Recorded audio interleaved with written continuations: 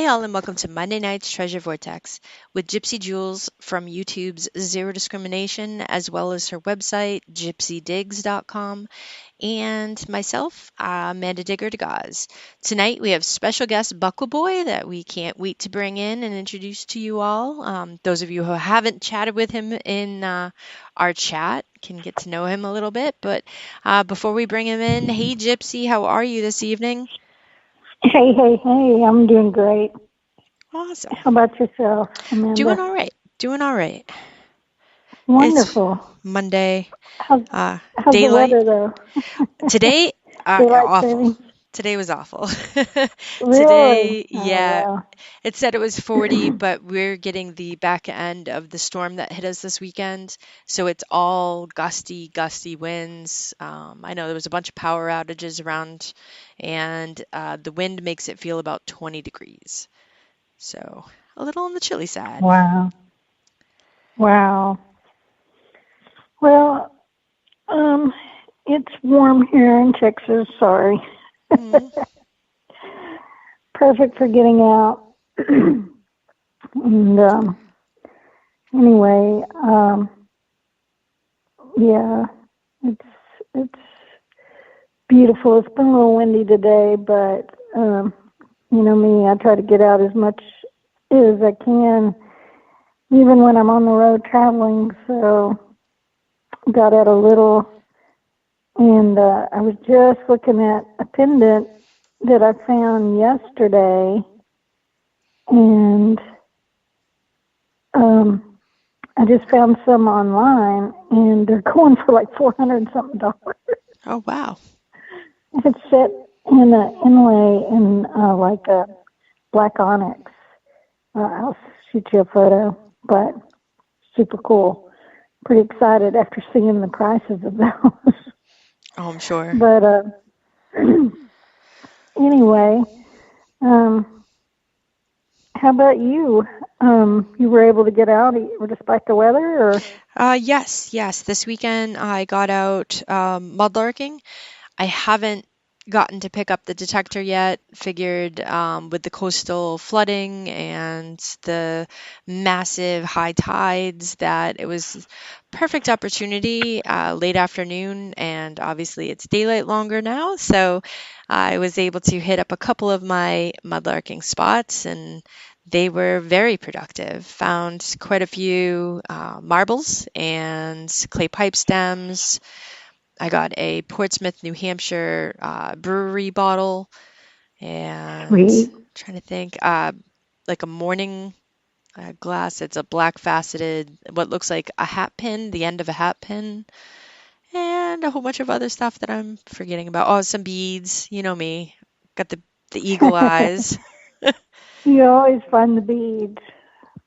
I'm amazed at you and your beads. I love them.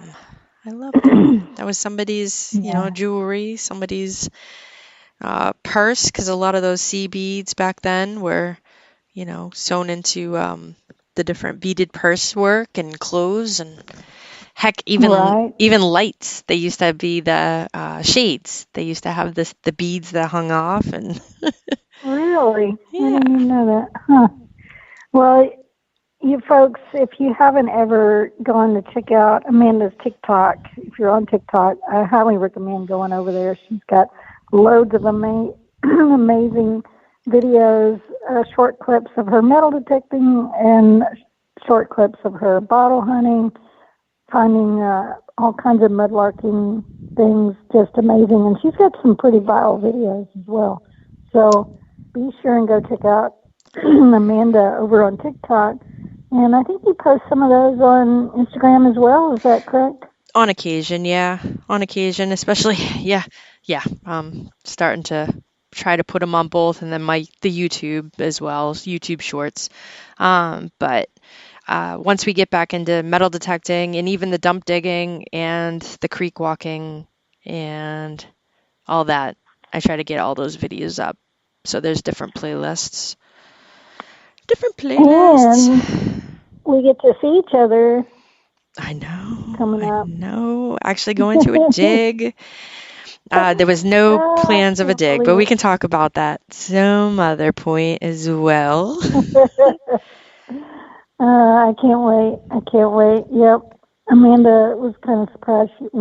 She got we got in on this gig coming up.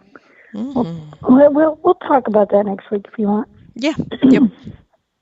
I think we should bring in our special guest now because he lives in one of my favorite areas. I actually lived in Louisiana for about 3.5 years, and I still love, love, love going over there to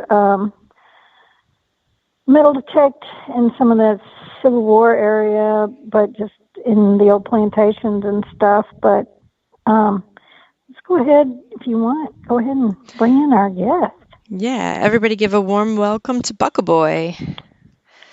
Hey, Hey there. everybody. Hey, hey. Hey, Yeah, thanks so hey. much. Yeah, thanks for having me tonight. Absolutely. Thanks for being here. We really appreciate you being here. We can't wait to learn more. I was drooling over your some of your finds on Instagram. I see your finds on Instagram mostly popping through there as well as Facebook and stuff. But I'm always like, wow, ooh, look at that. So, can you tell us a little bit more about yourself and where you're from, or whatever, however much detail you want to tell? Sure. Well, I live in Louisiana. I've lived in several different states, and I have been metal detecting for a long time, and so I've dug in many different states and had the experience of learning how to find sites, and move and relocate and learn how to find sites again in different geographical areas. And then I've also made numerous trips out west and traveled around other places, just to go metal detecting. So lived in a lot of places and live in Louisiana now and have for some time. Fantastic. Sweet. So, how long have you actually been treasure hunting, would you say? Or Well, saving my history? yeah.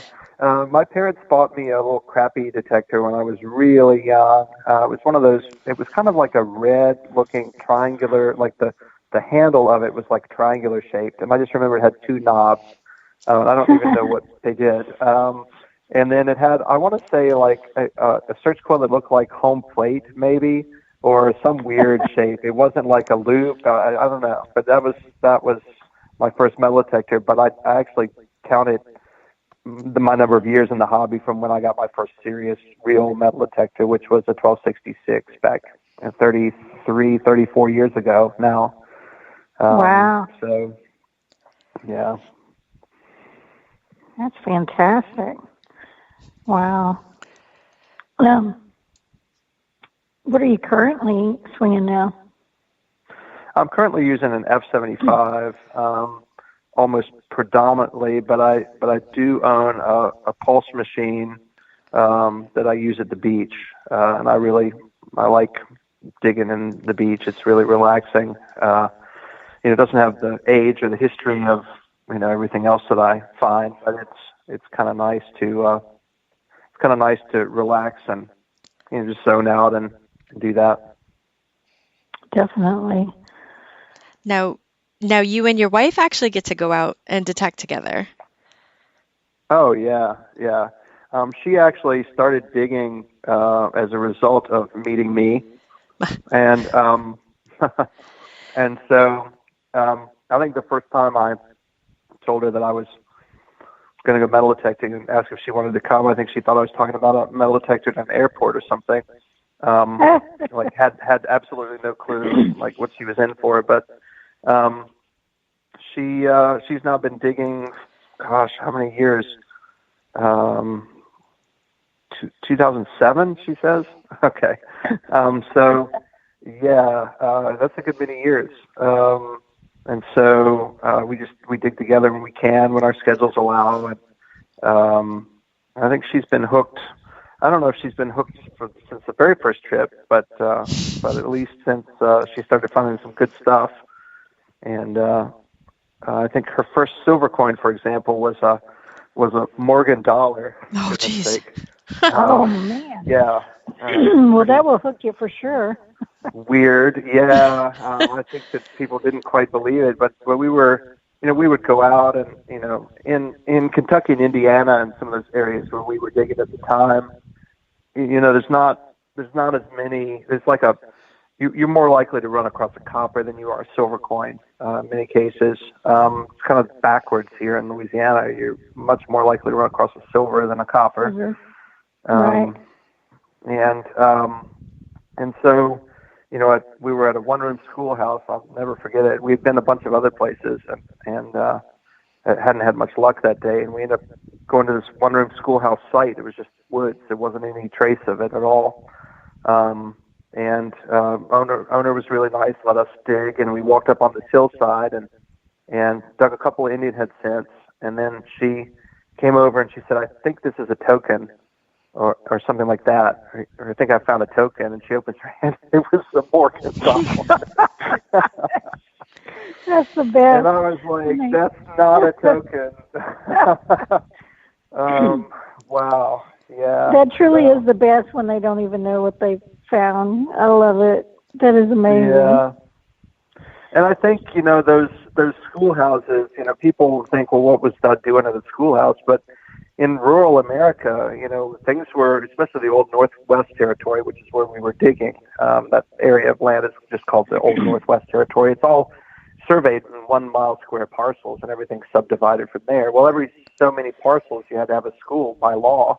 So they would put a one-room schoolhouse that would serve the people that could make it to that schoolhouse, via wagon or horseback or walking.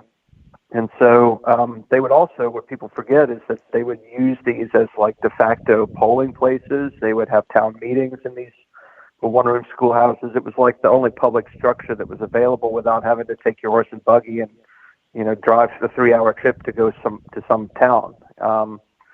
And so I think that's probably how that particular coin was dropped. Probably.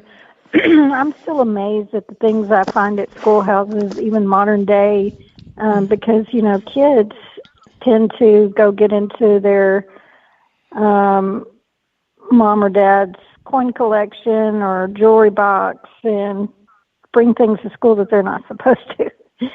And sometimes it gets dropped at these schools. So it always amazes me, even at modern schools, what you find, for sure. It's awesome, though. It's awesome. And so you got engaged on a metal detecting trip. Yeah, we did. She actually proposed to me because I was dragging my feet on marrying her. And so she took a Civil War. It was a brass wedding band that she had found in the Civil War camp that we had dug, and she put it in a Ziploc baggie with a proposal note, and buried it in front of me, basically.